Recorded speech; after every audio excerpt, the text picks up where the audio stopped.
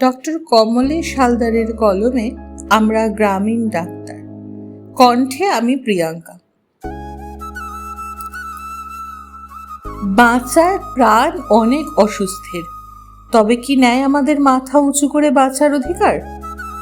দিন রাত্রি রোগীদেরকে সেবা শুশ্রূষা প্রদান করি, অথচ আমাদের দেখতে পাই না মানবাধিকার।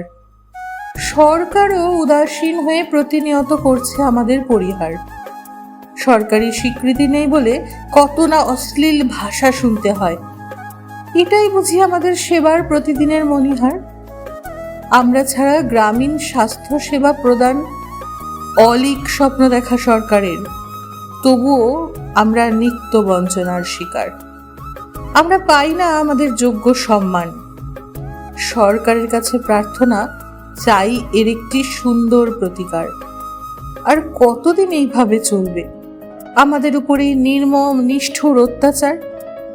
পরিহাসের পাত্র হয়ে রাস্তায় রাস্তায় ঘুরে বেড়ায়, শুধু আশ্বাসের বাণী শোনানোর নেই তো দরকার। একটুখানি স্বীকৃতি চাই। হাজার হাজার গ্রামীণ চিকিৎসক স্বীকৃতি ছাড়া হচ্ছে জেরবার। পাশবিক নির্যাতন নিগ্রহের প্রতিনিয়ত হচ্ছে শিকার। আমরা কি চিকিৎসা জগতের সেরা গ্রামীণ প্রতিবন্ধী ডাক্তার?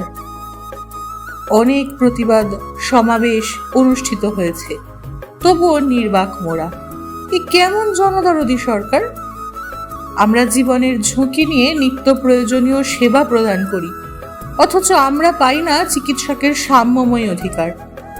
করো জোরে প্রার্থনা করি স্বাস্থ্য দপ্তরের কাছে, আমাদের দেওয়া হোক সুষ্ঠু স্বাধীন পরিকাঠামো মাফিক গ্রামীণ চিকিৎসকের সুরক্ষার পরিসর। কোথাও যেন হেয় প্রতিপন্ন না হয় আমরা। আমাদেরও থাকুক সমাজে মাথা উঁচিয়ে বাঁচার সামাজিক মণিহার।